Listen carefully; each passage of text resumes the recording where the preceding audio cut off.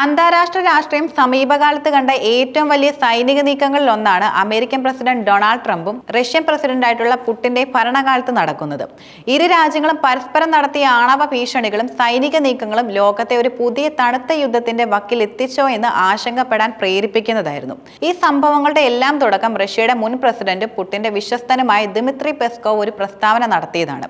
റഷ്യയെ ഏതെങ്കിലും വിധത്തിൽ ഭീഷണിപ്പെടുത്താൻ ശ്രമിച്ചാൽ അത് യുദ്ധത്തിലേക്കുള്ള ചുവടുവെപ്പായിരിക്കുമെന്നും റഷ്യയുടെ ആണവായുധ ശേഖരം എത്രത്തോളം അപകടകരമാണെന്ന് ട്രംപ് ഓർക്കണമെന്നും അദ്ദേഹം തുറന്നടിച്ചു.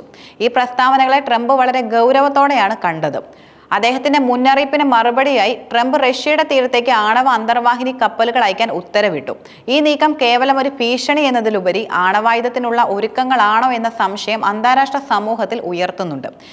മാത്രമല്ല, ട്രംപിന്റെ ഈ പ്രഖ്യാപനം സൈനിക തന്ത്രങ്ങളെ പരസ്യമായി വെളിപ്പെടുത്തുന്ന ഒന്നായിരുന്നതിനാൽ പലരും ഇതിനെ ആശ്ചര്യത്തോടെയാണ് കാണുന്നത്. തന്റെ രാഷ്ട്രീയ താല്പര്യങ്ങൾക്ക് വേണ്ടി ട്രംപ് ഇത്തരത്തിൽ അപകടകരമായ ഒരു സാഹചര്യം സൃഷ്ടിക്കാൻ ശ്രമിക്കുന്നുണ്ടോ എന്ന ചോദ്യം ഇതോടെ സജീവമായി. ട്രംപിന്റെ നീക്കത്തിന് പുടിൻ നൽകിയ മറുപടി അതിലും ശക്തമായിരുന്നു. റഷ്യ തങ്ങളുടെ 4 ആണവ ബോംബർ വിമാനങ്ങൾ യൂറോപ്പിനടുത്തേക്ക് വിന്യസിച്ചുകൊണ്ടാണ് ഇതിന് പ്രതികരിച്ചത്. യുക്രൈൻ യുദ്ധത്തിൽ റഷ്യ പലപ്പോഴും ഉപയോഗിച്ചിട്ടുള്ള ഈ വിമാനങ്ങൾ മിസൈലുകൾ നിറച്ച് സജ്ജമാക്കിയിട്ടുണ്ടെന്ന് പാശ്ചാത്യ മാധ്യമങ്ങളും റിപ്പോർട്ട് ചെയ്തു. ഈ നടപടി ഒരു വലിയ ആക്രമണത്തിന്റെ സാധ്യതകളെയാണ് സൂചിപ്പിക്കുന്നത്. ജൂൺ 1 യുക്രൈൻ റഷ്യക്കെതിരെ നടത്തിയ ആക്രമണത്തിന് പിന്നാലെ സുരക്ഷാ കാരണങ്ങളാൽ മാറ്റിയ ഈ വിമാനങ്ങൾ പിന്നീട് ആർട്ടിക് മാർമൻസ്കിലെ ഒലന്യ വ്യോമത്താവളത്തിൽ വീണ്ടും വിന്യസിക്കുകയായിരുന്നു. ഈ ബോംബറുകൾ റഷ്യയുടെ ആണവ ആക്രമണ ശേഷിയുടെ നിർണായക ഭാഗമാണ്. കൂടാതെ യുക്രൈനെതിരെ പരമ്പരാഗത ബോംബുകൾ ഉപയോഗിച്ച് ആക്രമണങ്ങൾ നടത്താനും ഇവയെ ഉപയോഗിക്കുന്നുണ്ട്. ഈ സൈനിക നീക്കങ്ങൾക്കിടയിലും സംഘർഷം ലഘൂകരിക്കാനുള്ള നയതന്ത്രപരമായ നീക്കങ്ങളും നടക്കുന്നുണ്ടായിരുന്നു.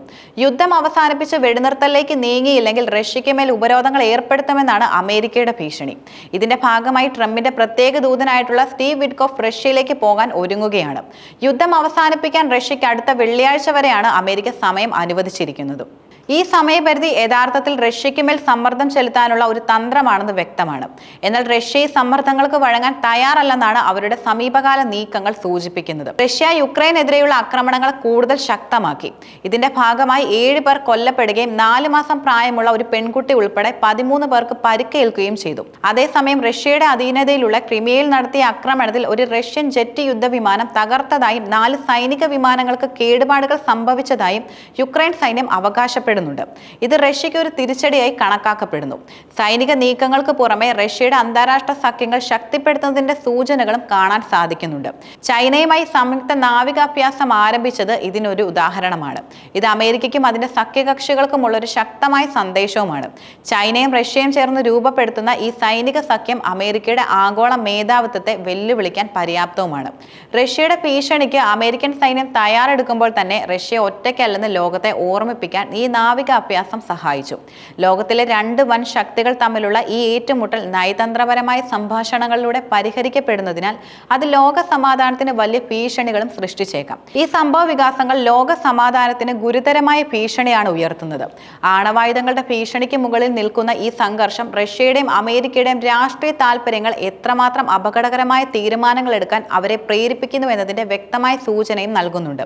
ഇരു രാജ്യങ്ങളും തമ്മിലുള്ള സംഭാഷണങ്ങളും നയതന്ത്രപരമായ നീക്കങ്ങളും നിർണായകമാണ്.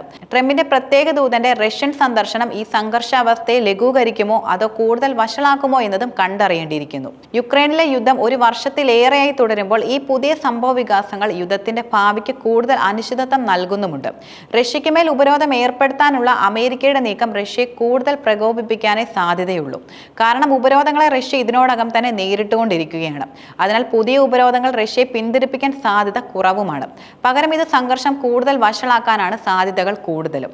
ട്രംപിന്റെ ഇത്തരം ശക്തമായ നിലപാടുകൾ അദ്ദേഹത്തിന്റെ രാഷ്ട്രീയ താൽപര്യങ്ങൾക്ക് വേണ്ടിയാണോ അതോ ശരിയായ നയതന്ത്രപരമായ നീക്കമാണോ എന്ന ചോദ്യവും ഉയർത്തുന്നുണ്ട്.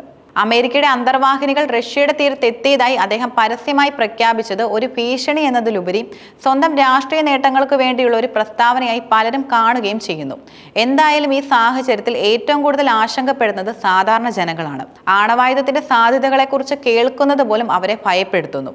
ലോക നേതാക്കൾ ഉത്തരവാദിത്തത്തോടെ പെരുമാറണമെന്നും നയതന്ത്രപരമായ സംഭാഷണങ്ങളിലൂടെയും ചർച്ചകളിലൂടെയും പ്രശ്നങ്ങൾ പരിഹരിക്കണമെന്നും ലോകം ആഗ്രഹിക്കുന്നു. ഈ സംഘർഷം എങ്ങനെ അവസാനിക്കുമെന്നും അത് ആഗോള രാഷ്ട്രീയത്തിൽ എങ്ങനെ മാറ്റിമറിക്കുമെന്നും കാലം തെളിയിക്കും.